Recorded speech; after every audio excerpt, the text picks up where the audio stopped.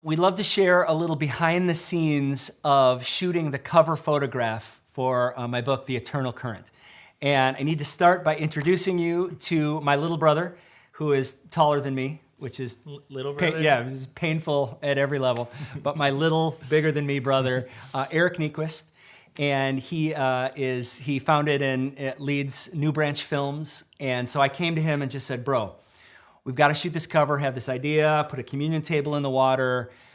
Let's do it. What did you think when you heard the idea? You're pitching the idea to me and you're saying, okay, we're going to take this table, this real table, we're going to put it in a river of flowing water. And I'm going, so what's the temperature of the water here? Yes. Are we in our swimming suits? No. Are we going to freeze, or what's the plan? But I loved the idea. I thought it was very visual. It had great style, and so we're like, let's do this. Let's do it. Yeah. So we chose the day. We got a little crew together. Can you tell us about the crew and who was there? And all that? It was just a small crew. So it was you and me, and it was Blaine, and it was Brittany and Nick. Yep. We're the crew members. Yep. And we're, someone's holding a reflector. I'm operating the camera. Some people are scouting and helping us get this giant table. By the way, that wasn't the lightest table we've ever put in a river. A little behind the scenes, and it's far enough away, the statute of limitations, we can talk about this, but it's actually the communion table from the practice community at Willow. We thought we'd do the ask for forgiveness rather than permission, and so we went early that morning, grabbed the table, threw it in the back of my car, and brought it out, put it in the creek. Afterwards, we got it out, cleaned it off, put it back in the Willow Chapel. So tell me a little bit about one of the big conversations we had was the tension between clarity, like what is this? This is a table in the river, or evoking something like a little more abstract or artistic. Tell me your... Yeah, well, there's got to be a blend, because if, we did some wide shots of the table, and the wider you get, the clearer what's going on is. So you look at the photo and you say, okay, that's a river and that's a table.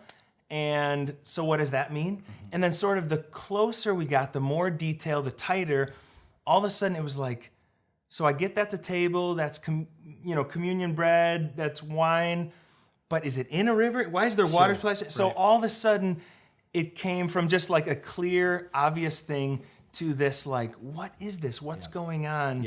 The more to it than what meets the eye on first glance. So I thought that was important. Absolutely, and I feel like we went back and forth so much on that. I feel like the final image is such a beautiful balance of both. I mean, you captured it so well. One thing that we wanted to share is we were in the water for 3 hours maybe. And what do you think the temperature was? It was pretty cold. Yeah, it was not hot. It wasn't leisurely. No, it was not. We were not swimming. But there was no sun. It was a cloudy, in fact, there was a front coming. There was a couple times it was sprinkling, but the lighting was gray. There was nothing going on. Yeah.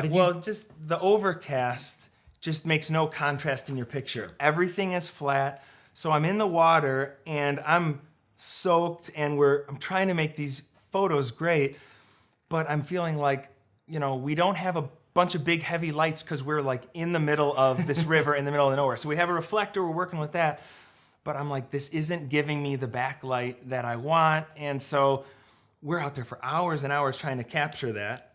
And you want to say, well, our feet were numb. Yeah. In fact, we were numb. My feeling in my feet never came back. Never returned. Still numb. Yeah.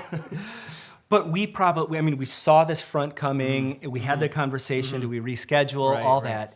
And I mean, literally like a movie, the clouds parted.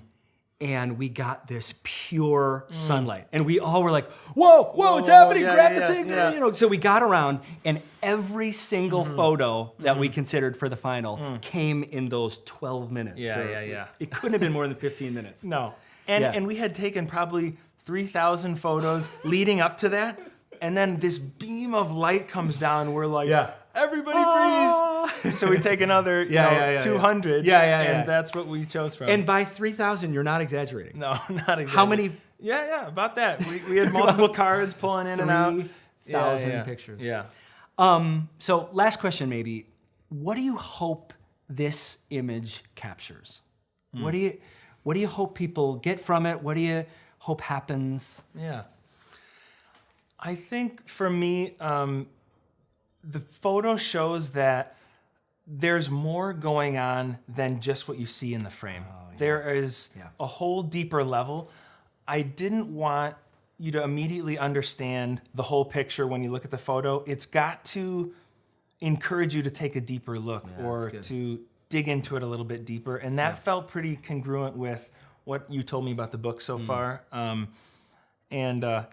think it does that pretty well. Thanks. It's a brilliant photo. Thanks. And so thank you so much for doing that. Eric Niequist, photo genius. Nick is actually standing behind the camera. He was a part of that session. But so thankful to your crew, so thankful to you, and excited for this book to get out in the world. So cool. Thanks. Yeah.